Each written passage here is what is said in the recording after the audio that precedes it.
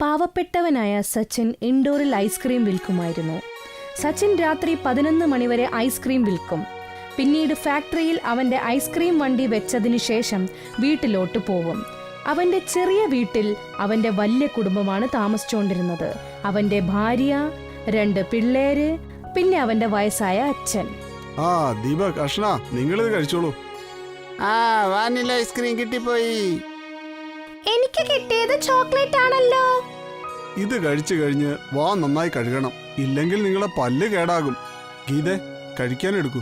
പച്ചക്കറി ഇന്ന് തീർന്നു പോയി. വീർപൂരിൽ നിന്നുള്ള മാമി വന്നിരുന്നു. അല്ലെങ്കിൽ നമ്മുടെ വീട്ടിൽ ഇത്രയും ആൾക്കാരുണ്ട്, അതിന്റെ കൂടെ അതിഥികളും കൂടെ വന്നാൽ പിന്നെ ചപ്പാത്തി വെച്ചിട്ടുണ്ട്. ഓരോ ധാന്യത്തിലും അത് കഴിക്കേണ്ട ആളുടെ പേര് എഴുതിയിട്ടുണ്ട്. ആ പച്ചക്കറി അവർക്കുള്ളതാണ്, അതുകൊണ്ട് അവര് കഴിച്ചു. എനിക്ക് ആ പായസം തന്നാ മതി. സച്ചിനെ, എനിക്കെന്താ ഐസ്ക്രീം കൊണ്ടുപോകുന്നില്ലേ? അച്ഛാ, താങ്കള് പ്രായത്തിനനുസരിച്ചുള്ള ഭക്ഷണം കഴിച്ചാ മതി. ഐസ്ക്രീം പ്രായമുള്ളവർ കഴിക്കാൻ പാടില്ല. മോനെ, കുറെ നാളായി മധുരമുള്ള എന്തെങ്കിലും കഴിക്കണമെന്ന് വിചാരിക്കുന്നു. അതുകൊണ്ട് ഐസ്ക്രീം നീ കൊണ്ടുവരുമെന്നാ ഞാൻ വിചാരിച്ചേ. അച്ഛൻ വിഷമിക്കണ്ട, അടുത്ത ദിവസം തന്നെ ഗുലാബ് ജാം അച്ഛന് ഞാൻ വാങ്ങിത്തരും. സച്ചിന്റെ വീട് ശരിക്കും ചെറുതായിരുന്നു.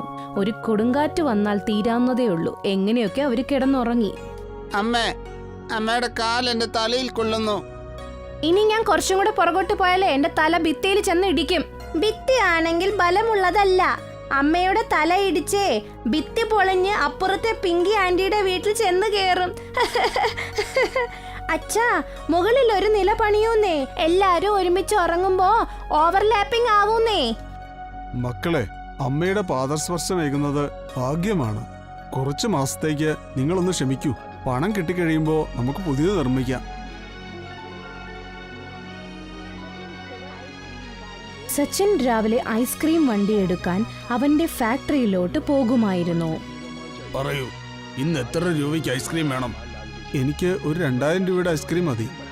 വാനില ഐസ്ക്രീം കൂടുതൽ എടുത്തോളൂ. 2000 അല്ല, 3000 രൂപയ്ക്ക് എടുത്തോളൂ. കുറച്ചുകൂടെ നന്നായിട്ട് കച്ചവടം ചെയ്യൂ. ഇന്നാണെങ്കിൽ കൂടുതൽ ഐസ്ക്രീം ബാക്കിയുണ്ട്. അങ്ങനെ എൻ്റെ കയ്യിൽ 2000 രൂപയേ ഉള്ളൂ. കാശിന്റെ കാര്യമൊക്കെ പിന്നെ സംസാരിക്കാം. നിങ്ങൾ ആദ്യമേ സാധനം എടുക്കൂ. സച്ചിൻ ഉച്ചയ്ക്ക് മുഴുവനും റോഡിലും മാർക്കറ്റിലും കറങ്ങുമായിരുന്നു. ഐസ്ക്രീം വേണോ? വാനില, മാംഗോ, ചോക്ലേറ്റ്, സ്ട്രോബെറിയും എല്ലാം ഉണ്ട്. കുട്ടികളും മുതിർന്നവരെല്ലാം കടന്നു വരൂ. ഈ ചൂടത്തൊരു തണുപ്പായിക്കൊള്ളട്ടെ. വാനില ഐസ്ക്രീം എത്രയ്ക്കാണ് മോനെ കൊടുക്കുന്നത്? വാനില ഐസ്ക്രീമിന് 20 രൂപയാണമ്മേ. 2 രൂപയുള്ള ഐസ്ക്രീം ഒന്നും ഇല്ലേ മോനെ? അമ്മേ, 2 രൂപയ്ക്ക് എൻ്റെ അടുത്ത് ഐസ്ക്രീം ഇല്ല. കുറച്ച് വില കുറഞ്ഞ ഐസ്ക്രീമും കൂടെ വെക്കണേ മോനെ. പാവപ്പെട്ടവരെങ്ങനെ ഐസ്ക്രീം കഴിക്കും? ഞാനും ഒരു പാവപ്പെട്ടവനാണമ്മേ. ഐസ്ക്രീമിന്റെ വില ഫാക്ടറിയാണ് തീരുമാനിക്കുന്നത്. ഞാൻ വെറും ഇടനിലക്കാരനാണ്. കുറച്ചു നേരം കഴിഞ്ഞപ്പോൾ സച്ചിന്റെ അടുത്തോട്ടൊരു ചെറുപ്പക്കാരൻ വന്നു. ചേട്ടാ, എനിക്ക് വേണ്ട ഐസ്ക്രീം മാംഗോയും ചോക്ലേറ്റും പിന്നെ സ്ട്രോബെറിയും കൂടെയുള്ള ഒരു മിക്സ്. അങ്ങനെ ഒരു ഐസ്ക്രീം കിട്ടില്ലല്ലോ. എങ്കിൽ നീ ഒരു കാര്യം ചെയ്യൂ. 3 ഐസ്ക്രീമും വാങ്ങിച്ചിട്ട് അത് 3ഉം കൂടെ ഒരു പാത്രത്തിലിട്ട് മിക്സ് ചെയ്യുക. അങ്ങനെ നിനക്ക് ഇഷ്ടമുള്ള മിക്സ് ആയിട്ടുള്ള ഐസ്ക്രീം കിട്ടും.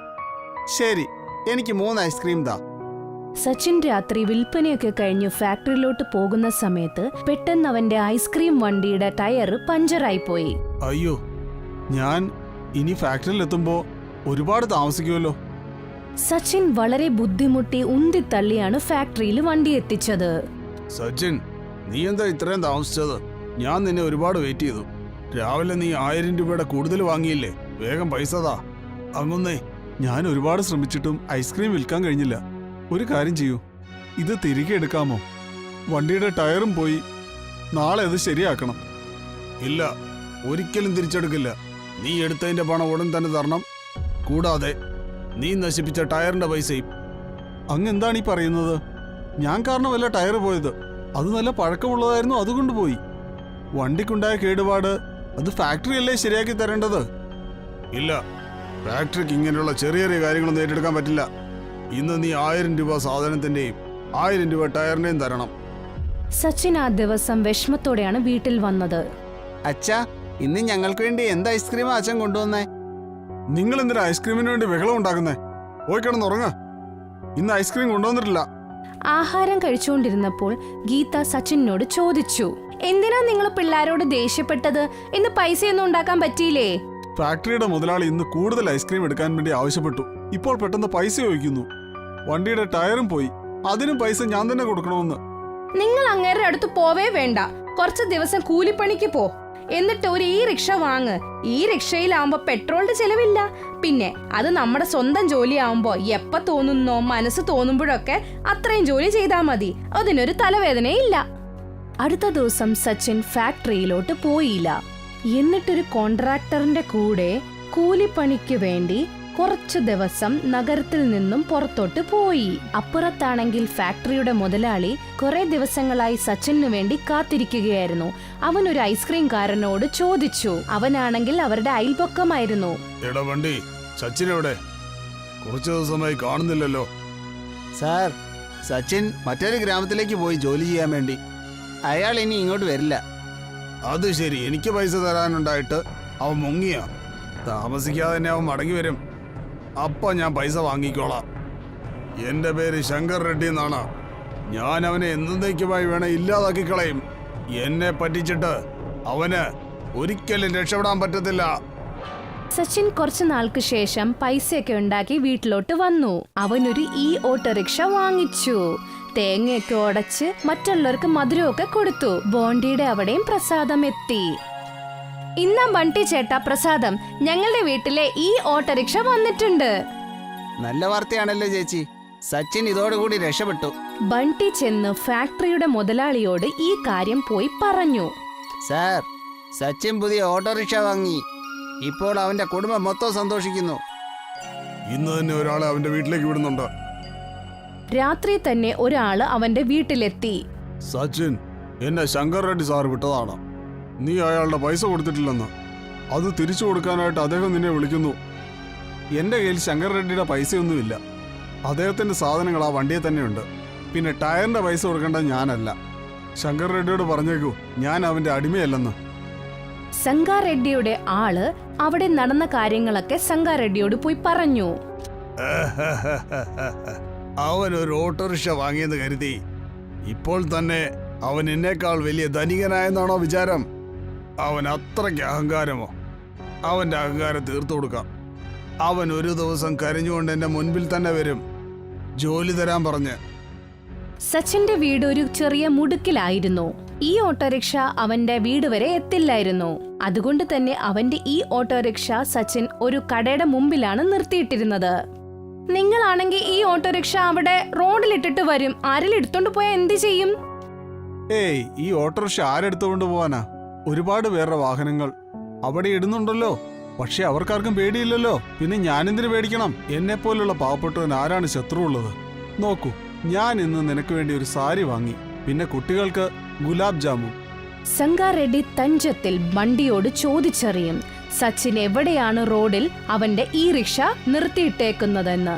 സംഗാറെഡ്ഡി ഒരു രാത്രിയിൽ വണ്ടി എടുക്കുന്ന ക്രെയിനെ അങ്ങോട്ടേക്ക് വിട്ടു. എന്നിട്ട് സച്ചിന്റെ ഈ ഓട്ടോറിക്ഷ പൊക്കി. അല്ല, ഈ ഓട്ടോറിക്ഷ നിങ്ങൾ എവിടോട്ട് കൊണ്ടുപോകുന്നു? ഞാൻ സർക്കാരിൽ നിന്നാണ്. ഈ റോഡിൽ ഇങ്ങനെ വാഹനം പാർക്ക് ചെയ്യാൻ പറ്റില്ല. വാഹന വകുപ്പിൽ പിഴ അടിച്ചതിന് ശേഷം മാത്രമേ വാഹനം ഇനി തിരിച്ചു കിട്ടൂ. അങ്ങനെ പറഞ്ഞുകൊണ്ട് സംഗാറെഡ്ഡിയുടെ ആള് ഈ ഓട്ടോറിക്ഷ പൊക്കിക്കൊണ്ടുപോയി. ഒരുപാട് ദൂരം പോയതിനു ശേഷം അവൻ ഒരു ഹൈവേയിലെത്തി. ഹൈവേയുടെ സൈഡിലായിട്ട് ഒരു നദി ഉണ്ടായിരുന്നു. ക്രെയിൻ ആണെങ്കിൽ ഈ ഓട്ടോറിക്ഷനെ അങ്ങനെ അവിടെ തള്ളിയിട്ടു. ഈ റിക്ഷ നേരെ തെന്നി താഴത്തോട്ട് പോയി ആ നദിയുടെ അകത്തോട്ട് മുങ്ങിപ്പോയി. രാവിലെ ആയപ്പോൾ സച്ചിൻ ഈ ഓട്ടോറിക്ഷ എടുക്കാൻ വേണ്ടി റോഡിലോട്ട് വന്നു. അവൻ നോക്കുമ്പോൾ അവിടെ അവന്റെ റിക്ഷ ഉണ്ടായിരുന്നില്ല. അവൻ ആൾക്കാരോടൊക്കെ ചോദിച്ചു നോക്കി. അപ്പോ അവിടെ നിന്ന ആള് അവനോട് പറഞ്ഞു, ട്രാൻസ്പോർട്ട് ഓഫീസിൽ നിന്ന് ഒരാള് വന്ന് നിന്റെ വണ്ടി എടുത്തോണ്ട് പോയി. അവൻ ട്രാൻസ്പോർട്ട് ഓഫീസിൽ എത്തി. ഞങ്ങളിങ്ങനെ ഒരു ഓട്ടോറിക്ഷ എടുത്തിട്ടില്ലല്ലോ. എനിക്ക് തോന്നുന്നു സർക്കാരിന്റെ പേരിൽ ആരോ നിങ്ങളെ പറ്റിച്ചു. ആ വാഹനം കൊണ്ടുപോയിരിക്കുകയാണ്. സച്ചിൻ ഈ ഓട്ടോറിക്ഷനെ ഒരുപാട് അന്വേഷിച്ചു. അവൻ എവിടെയും അവന്റെ ഈ ഓട്ടോറിക്ഷ കാണാൻ പറ്റിയില്ല. സച്ചിൻ അവന്റെ ഈ ഓട്ടോറിക്ഷ തപ്പി തപ്പി ഹൈവേ വരെ എത്തിയായിരുന്നു. ആ നട്ടുച്ച വെയിലത്ത് അവൻ നടക്കുകയായിരുന്നു. അവന് പെട്ടെന്ന് തല കറങ്ങി. അവൻ ഹൈവേയുടെ സൈഡിലായിട്ട് തല കറങ്ങി അങ്ങ് വീണു. കറങ്ങി കറങ്ങി അവൻ നേരെ എത്തിയത് ആ നദിയുടെ വക്കിൽ തന്നെയാണ്. രാത്രി വരെ സച്ചിൻ ഒരു ബോധവും ഉണ്ടായിരുന്നില്ല. രാത്രിയിൽ മഴ തുടങ്ങിയ സമയത്ത് മഴയുടെ തുള്ളികൾ കണ്ണിൽ വീണ് അവന് ബോധം വന്നു. ഞാനിപ്പോൾ എവിടെയാണിത്? സച്ചിൻ നോക്കുമ്പോൾ ആ നദിയിൽ താമര പൂത്തിരിക്കുന്നു. ഒരു താമരയുടെ അകത്ത് കുറെ ഐസ്ക്രീം നിറഞ്ഞിരിക്കുന്നു. സച്ചിൻ അവിടുന്ന് ഒരു താമര അങ്ങെടുത്തു. എന്നിട്ട് ആ ഐസ്ക്രീം കഴിച്ചു നോക്കി. ഈ ഐസ്ക്രീമിന് നല്ല മധുരം ഉണ്ടല്ലോ. എന്റെ ഓട്ടോറിക്ഷ ഇനി തിരിച്ചു കിട്ടില്ല. ഈ താമരയിലുള്ള ഐസ്ക്രീം വിറ്റാൽ എനിക്ക് നല്ല വരുമാനം കിട്ടും. സച്ചിൻ അവന്റെ വീട്ടിലോട്ട് പോയി ഒരു പെട്ടി എടുത്തോണ്ട് ആ നദിയുടെ അടുത്തോട്ട് വന്നു. എന്നിട്ട് ഓരോ താമര എടുത്ത് ആ പെട്ടിയുടെ അകത്ത് വെച്ചു. എന്നിട്ട് അവൻ അതും എടുത്തോണ്ട് പോയി. സച്ചിൻ എന്നിട്ട് ഐസ്ക്രീം നിറഞ്ഞ താമര വിൽക്കാൻ തുടങ്ങി. കടന്നു വരൂ, താമരക്കുള്ളിലുള്ള ഐസ്ക്രീം കഴിക്കൂ. ആൾക്കാരൊന്നും താമരയുടെ അകത്ത് ഐസ്ക്രീം കഴിച്ചിട്ടുണ്ടായിരുന്നില്ല. ചന്തയിൽ സച്ചിന്റെ അടുത്തോട്ടുള്ള തിരക്ക് കൂടി വന്നു. അങ്ങനെ എന്നും സച്ചിൻ ആ നദിയുടെ അടുത്ത് പോയി ഐസ്ക്രീം ഉള്ള താമര എടുത്തോണ്ട് വരും. എന്നിട്ടത് വിൽക്കുകയും ചെയ്യും. ബണ്ടിയും ഐസ്ക്രീമിന്റെ വണ്ടി എടുത്ത് ചന്തയിൽ നിൽപ്പുണ്ടായിരുന്നു. പക്ഷെ അവന്റെ ഐസ്ക്രീം ഒന്നും വിറ്റ് പോകുന്നുണ്ടായിരുന്നില്ല. ബണ്ടി, എന്താ ഇത്? നീ കൊണ്ടുപോയ മുഴുവൻ സാധനങ്ങളും തിരിച്ചു കൊണ്ടുവന്നോ? എന്താ കച്ചവടമില്ലേ? സാർ, സച്ചിൻ താമരപ്പൂവിലുള്ള ഐസ്ക്രീമാണ് വിൽക്കുന്നത്. ആൾക്കാർക്ക് അത് തിന്നാനാണ് കൂടുതൽ ഇഷ്ടം. ഞാനും അത് കഴിച്ചു നോക്കി. ആ ഐസ്ക്രീമിന്റെ രുചി നമ്മുടെ ഐസ്ക്രീമിനേക്കാൾ വളരെ വലുതാണ്. പിന്നെ വിലയും കുറവാ. ഓ, അതാണ് കാര്യം. സച്ചിൻ എന്റെ ബിസിനസ് നശിപ്പിക്കുകയാണ്. ഇങ്ങനെ പോയാൽ ഫാക്ടറി പൂട്ടും. നീ കുറച്ച് ക്ഷമിക്കോ വേണ്ടി. ഞാൻ ചെയ്യുന്നത് കണ്ടോ? ഒരു ദിവസം ഒരു വയസ്സൻ സച്ചിന്റെ അടുത്ത് വന്നു. മോനെ, എന്റെ അടുത്ത് കാശില്ല. പക്ഷെ എനിക്ക് ഒരുപാട് ഐസ്ക്രീം കഴിക്കണമെന്ന് ആഗ്രഹമുണ്ട്. നീ എനിക്ക് ആ താമരപ്പൂ ഐസ്ക്രീം കിട്ടുന്ന സ്ഥലം ദയവായി ഒന്ന് പറഞ്ഞു തരുമോ? അങ്ങനെയാണെങ്കിൽ ഞാൻ അവിടെ പോയിരുന്ന ആവശ്യത്തിന് ഐസ്ക്രീം കഴിച്ചോളാം. എന്നെ ഒന്ന് സഹായിക്കൂ. ഇതെന്റെ അവസാനത്തെ ആഗ്രഹമാണ്. കുറച്ചു ദിവസം മുൻപാണ് സച്ചിന്റെ അച്ഛന്റെ മരണമുണ്ടായത്. ആ വയസ്സന്റെ മുഖം കണ്ടപ്പോൾ അവന്റെ അച്ഛനെ ഓർമ്മ വന്നു. സച്ചിൻ ആ വയസ്സനെ രാത്രി ആയപ്പോൾ ആ നദിയുടെ അടുത്തോട്ട് കൊണ്ടുപോയി. ഇതാണെങ്കിൽ ഇവിടുന്നാണ് ഞാൻ താമര എടുക്കുന്നത്. ഞാൻ രാത്രിയിൽ വരുമ്പോൾ ഇവിടുന്ന് താമര ഐസ്ക്രീം കിട്ടും. എനിക്കറിയില്ല ഇത് എങ്ങനെയാ ഉണ്ടാവുന്നതെന്ന്. പക്ഷേ ഈ താമര ഐസ്ക്രീം കൊണ്ടാണ് ഞാൻ ഈ കാശുണ്ടാക്കുന്നത്. ആ വയസ്സനെ അവിടെ വിട്ടത് സംഗാറെഡ്ഡി ആയിരുന്നു. ആ വയസ്സനായ ആള് സംഗാറെഡ്ഡിയോട് എല്ലാം പോയി പറഞ്ഞുകൊടുത്തു. ശരി അങ്കിൾ, ഇതോടുകൂടി താങ്കളുടെ ജോലി കഴിഞ്ഞു. ഇതാ താങ്കളുടെ പൈസ. ഇവിടുന്ന് പോയിക്കോളൂ. ആരോടും ആ കുളത്തിനെ കുറിച്ച് പറയണ്ട. ഞാൻ ഒറ്റയ്ക്ക് ആ കുളത്തിലേക്ക് പോയിക്കോളാം. സംഗാറെഡ്ഡി ഒരു ട്രക്കും കൊണ്ട് ആ നദിയുടെ അടുത്തെത്തി. പക്ഷെ അവൻ അവിടെ ഒരു താമരയും കാണാൻ പറ്റിയില്ലായിരുന്നു. ഇതെന്താ? ഇവിടെ താമരയൊന്നും ഇല്ലല്ലോ. എനിക്ക് തോന്നുന്നു താമര വെള്ളത്തിനടിയിലാണെന്ന്. സംഗാറെഡ്ഡി ആ നദിയുടെ അകത്തോട്ട് പോയി നോക്കി. അവൻ ശ്വാസം പിടിച്ച് ആ നദിയുടെ അകത്ത് ഒരുപാട് നേരം തപ്പി നോക്കി താമരയ്ക്ക് വേണ്ടി. പെട്ടെന്ന് അവന്റെ കാലൊരു സാധനത്തിൽ ഉടക്കി. സച്ചിൻ നോക്കുമ്പോഴേക്കും അവന്റെ കാലൊടക്കിയത് സച്ചിന്റെ ഈ ഓട്ടോറിക്ഷയിലായിരുന്നു. അവൻ അവിടുന്ന് അത് എടുക്കാൻ ഒരുപാട് ശ്രമിച്ചിരുന്നു. അവന്റെ കാൽ അവിടുന്ന് എടുക്കാൻ പറ്റിയില്ലായിരുന്നു. സംഗാറെഡ്ഡിക്ക് ഒരുപാട് നേരം അവന്റെ ശ്വാസം പിടിച്ചു നിൽക്കാൻ പറ്റിയില്ലായിരുന്നു. വെള്ളത്തിന്റെ അകത്ത് തന്നെ അവൻ ബോധം കെട്ടുപോയി. ആ നദിയുടെ മേളിലായിട്ട് അവനെ കാണാൻ പറ്റി. കുറച്ചു നേരം കഴിഞ്ഞപ്പോൾ സച്ചിൻ ആ നദിയുടെ അടുത്ത് വന്നു താമര എടുക്കാൻ. അപ്പോഴാണ് അവൻ കാണുന്നത് സംഗാറെഡ്ഡിയുടെ ശരീരം അതിന്റെ മേളില്. അവൻ എന്നിട്ട് സംഗാറെഡ്ഡിയുടെ ബോഡി പുറത്തോട്ട് എടുത്തു. കുറെ നേരം കഴിഞ്ഞപ്പോഴാണ് സംഗാറെഡ്ഡിക്ക് ശരിക്കും ബോധം വന്നത്. റെഡ്ഡി എങ്ങോന്നേ? അങ്ങെങ്ങനെ ഇവിടെ വന്നു? സംഗാറെഡ്ഡിയുടെ കണ്ണിൽ കണ്ണുനീര് വന്നു. എന്നോട് ക്ഷമിക്കൂ സച്ചിൻ. ഞാനാണ് നിന്റെ റിക്ഷ കുളത്തിലേക്ക് ഇട്ടത്. ഞാൻ നിന്റെ താമര മോഷ്ടിക്കാനായിട്ട് വന്നതാ. പക്ഷെ വെള്ളത്തിലേക്ക് മുങ്ങിയപ്പോ നിന്റെ റിക്ഷ അവിടെ ഉണ്ടായിരുന്നു. അതിൽ എന്റെ കാലുടക്കി. ഞാൻ വെള്ളത്തിൽ ശ്വാസം പൊട്ടിക്കിടന്നു. നീ സമയത്തിന് വന്നില്ലായിരുന്നെങ്കിൽ ഞാൻ ജീവനോടെ കാണില്ലായിരുന്നു. നീ ഒരിക്കലും എന്റെ ശത്രുവല്ല. പക്ഷെ എന്റെ അഹങ്കാരം കൊണ്ട് ഞാൻ ഭ്രാന്തനായി മാറി. അത് സാരമില്ല. ഇപ്പോൾ അങ്ങേക്ക് അങ്ങയുടെ ഭാഗത്തുള്ള തെറ്റ് മനസ്സിലായില്ലേ? നിന്റെ ഐസ്ക്രീമിനോട് മത്സരിച്ച് എനിക്ക് ജയിക്കാൻ പറ്റില്ല. ഞാൻ ഇവിടുത്തെ ഫാക്ടറി ഉപേക്ഷിച്ച് വേറൊരു നാട്ടിൽ ഫാക്ടറി ഇടാൻ പോവുക. സംഗാറെഡ്ഡി എന്നേക്കുമായി ആ നഗരം വിട്ടുപോയി. സച്ചിനാണെങ്കിൽ ആ താമരയിലുള്ള ഐസ്ക്രീം വിറ്റ് ഒരുപാട് പണക്കാരനായി. എന്നിട്ട് അവൻ സ്വന്തമായി ഒരു ഫാക്ടറി തുടങ്ങി. ഗോമതി നഗർ എന്നൊരു ഗ്രാമം ഉണ്ടായിരുന്നു. ആ ഗ്രാമത്തിലുള്ള ജനങ്ങൾ വളരെ സന്തോഷത്തോടെയും ആരോഗ്യത്തോടെയും ജീവിച്ചിരുന്നു. എന്നാൽ ഇപ്പോൾ കാലം മാറിപ്പോയി. ജനങ്ങൾ പുതിയ പുതിയ ടെക്നോളജീസ് ഉപയോഗിക്കാൻ തുടങ്ങി. എന്നാൽ ഗോമതി നഗറിലുള്ള ജനങ്ങൾ മാത്രം, അതായത് പഴയ ജീവിതശൈലികളാണ് വളരെ നല്ലതെന്ന് ആ ഗ്രാമജനങ്ങൾ വിശ്വസിച്ചിരുന്നു. ഇങ്ങനെ ജീവിച്ചാലേ ജീവിതത്തിൽ സ്വസ്ഥത കാണുമെന്ന് അവരെല്ലാവരും വിശ്വസിച്ചിരുന്നു. അതേസമയം ഗഗൻ തന്റെ കുടുംബത്തെയും കൂട്ടി ഗോമതി നഗറിലേക്ക് വന്നു. അവർക്ക് ഈ ഗ്രാമത്തിൽ അവരുടെ പിതൃത്തുക്കളുടെ കുറച്ച് സ്ഥലം ഉണ്ടായിരുന്നു. ഇവിടെ വന്ന് ഈ സ്ഥലം കാണുമ്പോൾ നമ്മൾ ഇതിനു മുൻപ് ജീവിച്ചില്ലേ, ആ സ്ഥലമായിരുന്നു ഇതിലും നല്ലതല്ലേ? ഈ സ്ഥലത്തിൽ ജനങ്ങൾക്ക് സ്മാർട്ട് ഫോൺ ഇല്ല, ടിവിയെ കുറിച്ചും ഒരു അറിവുമില്ല. എനിക്കിപ്പോൾ തന്നെ പേടിയാകുന്നുണ്ട്. കുട്ടികൾക്ക് സ്കൂളിൽ അഡ്മിഷനും എടുക്കണം. നിങ്ങൾക്ക് താല്പര്യമുണ്ടെങ്കിൽ നമുക്ക് പഴയ വീട്ടിൽ തന്നെ പോകാം. ഇല്ല, നമ്മൾ അങ്ങനെ ചെയ്യരുത്. ഇവിടെ തന്നെ ജീവിച്ച് നമുക്ക് ആവശ്യമുള്ളതെല്ലാം നമുക്ക് ചെയ്യാം. കുറച്ചു വർഷം നമ്മൾ ഇവിടെ ജീവിച്ചേ പറ്റൂ. വരൂ വരൂ, ഗോമതി നഗറിലേക്ക് നിങ്ങൾക്ക് സ്വാഗതം. ഇവിടെ വെളിയിൽ നിന്നും ആരും വരില്ലെന്നാണ് ഞാൻ ഇതുവരെ കരുതിയിരുന്നത്. ഈ വീടും സ്ഥലവും ഇങ്ങനെ തന്നെ കിടക്കുമെന്ന് ഞാൻ കരുതി. ആ തലവാ, ഞാൻ താങ്കളെ ചെറുപ്പത്തിൽ എങ്ങനെ കണ്ടു? നിങ്ങൾ ഇപ്പോഴും അതുപോലെ തന്നെയുണ്ട്. ചെറുപ്പത്തിൽ കണ്ടതാ, ഞാൻ ഇപ്പോഴാണ് നിങ്ങളെ വീണ്ടും കാണുന്നത്. എനിക്ക് നിന്നെയും നിന്റെ കുടുംബത്തെയും കണ്ടുമുട്ടിയതിൽ ഒരുപാട് സന്തോഷം മോനെ. വരൂ, നിങ്ങൾ ഇപ്പോൾ ഇവിടെ വന്നില്ലേ? വൈകാതെ കൃഷിപ്പണികളും തുടങ്ങൂ. കൃഷിപ്പണി ചെയ്ത് കുടുംബത്തിന് ആവശ്യമുള്ളതെല്ലാം വാങ്ങൂ. എന്നോട് ക്ഷമിക്കൂ, ഞാനിവിടെ കൃഷിയൊന്നും ചെയ്യാൻ പോകുന്നില്ല. ഇതിനു മുൻപ് ഞാൻ നഗരത്തിൽ ഐസ്ക്രീം വിൽക്കുകയായിരുന്നു.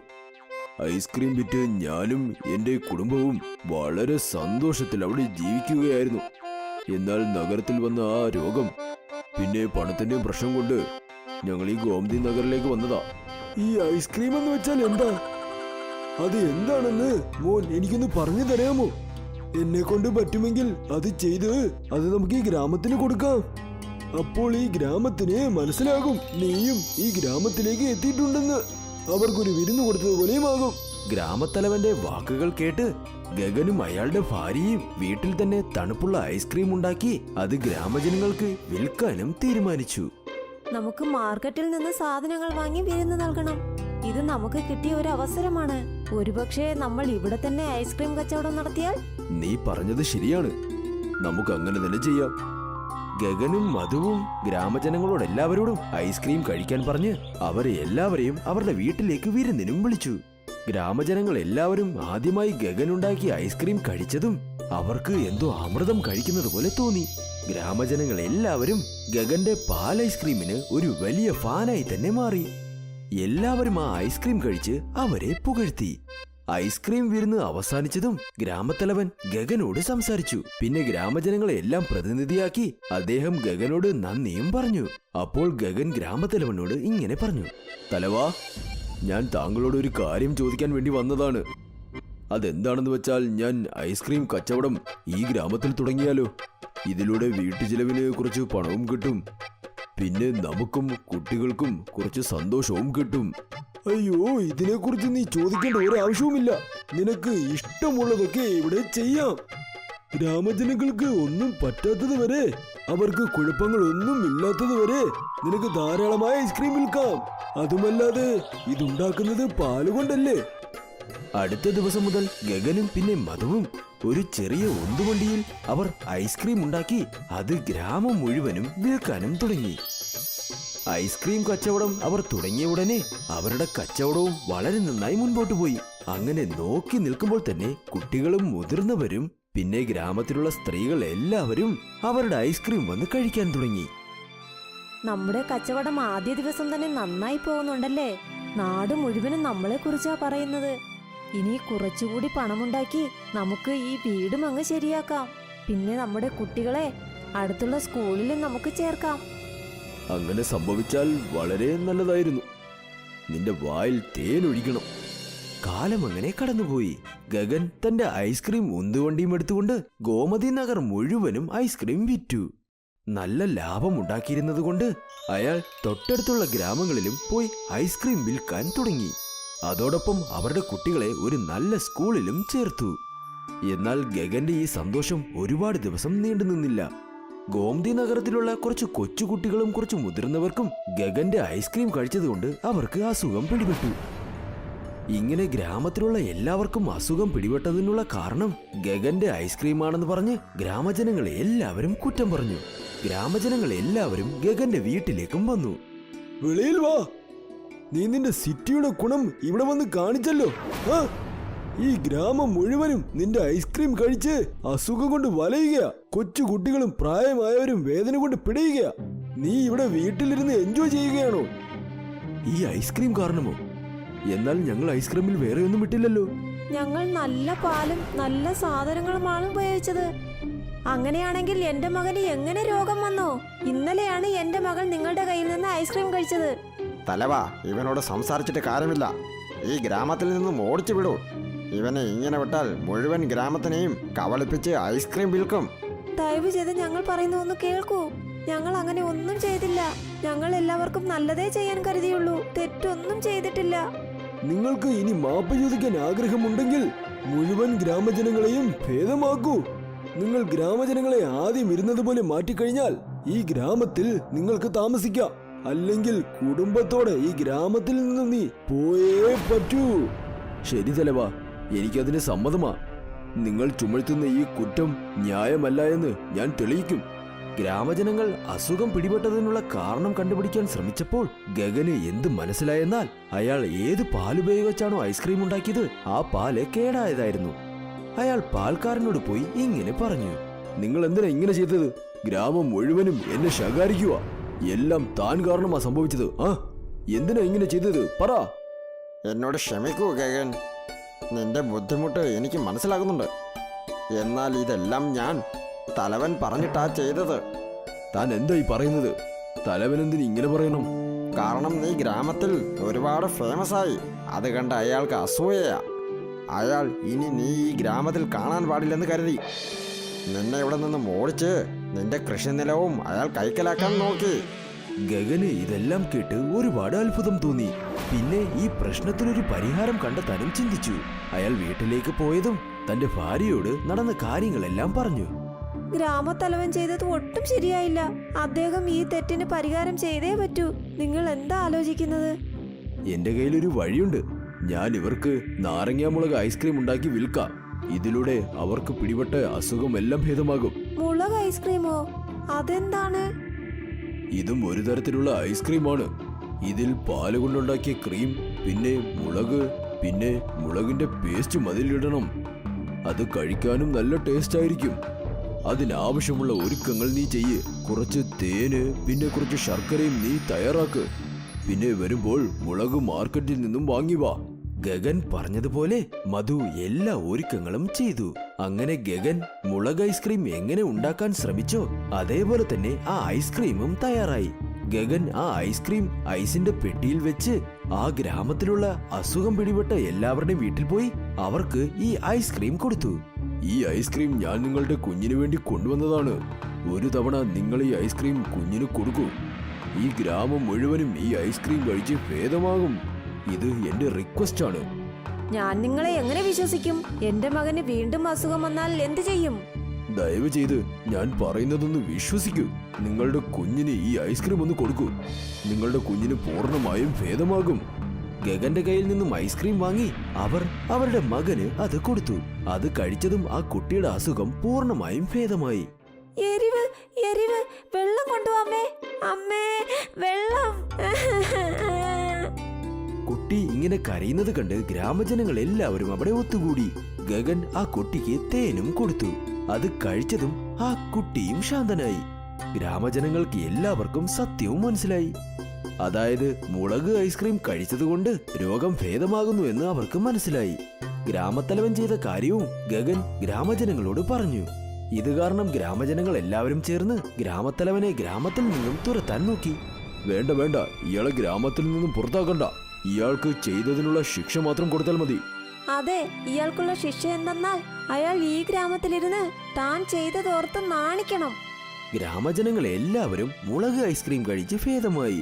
അങ്ങനെ ഗഗന്റെ ഐസ്ക്രീം കച്ചവടവും വളരെ നന്നായി മുൻപോട്ട് പോയി. അതോടൊപ്പം തന്റെ കുട്ടികളെ നന്നായി പഠിപ്പിച്ച് അയാൾ ആ ഗ്രാമത്തിൽ ഒരു സമാധാനമുള്ള ജീവിതവും ജീവിച്ചു. ദേവ്പൂർ ഗ്രാമത്തിൽ മായ എന്നും വീണ എന്നും പേരുള്ള 2 അയൽവാസികൾ ഉണ്ടായിരുന്നു.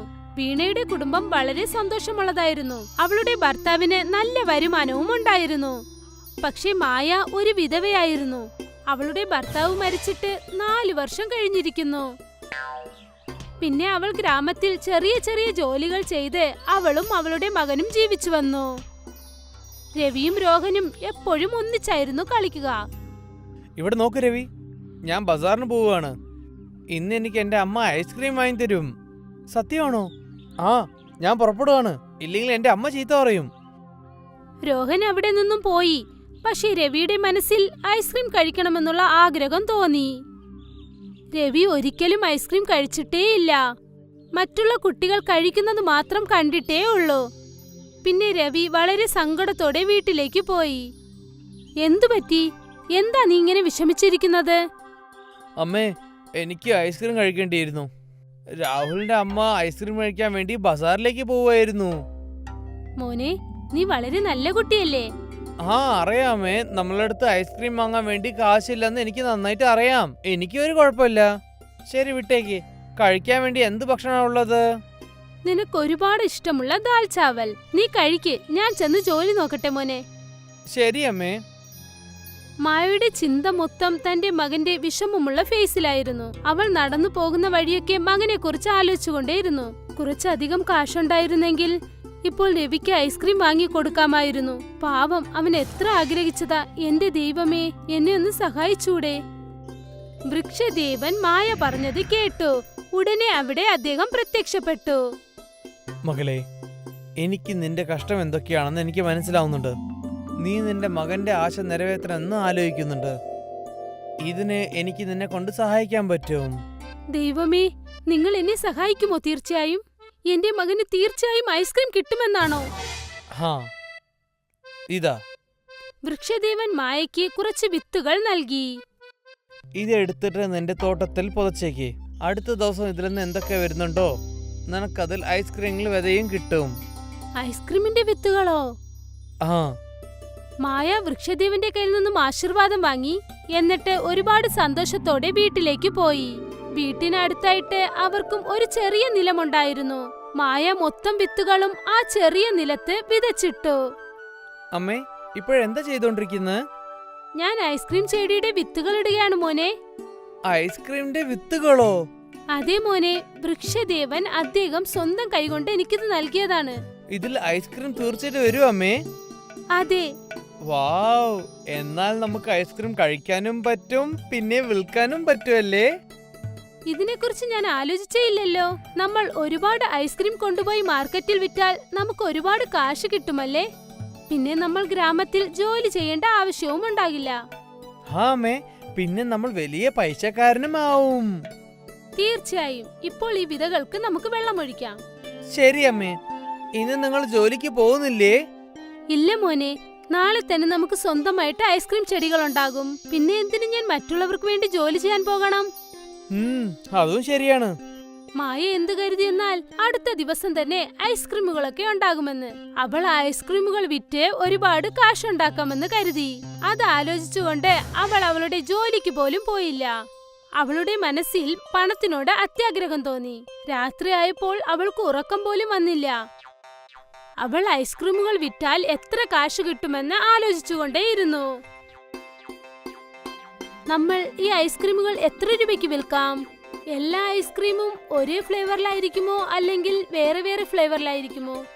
ഇതെല്ലാ ചിന്തകളും അവളുടെ തലയ്ക്കകത്ത് ഓടിക്കൊണ്ടേയിരുന്നു. നേരം വെളുത്തു. പിന്നെ സുബാവ് ഓടിച്ചെന്ന് അവളുടെ വയലിലേക്ക് നോക്കി. അവൾ അവിടെ ചെന്ന് നോക്കിയപ്പോൾ ഒന്നും വളർന്നില്ലായിരുന്നു. അല്ല, എന്താ ഇത്?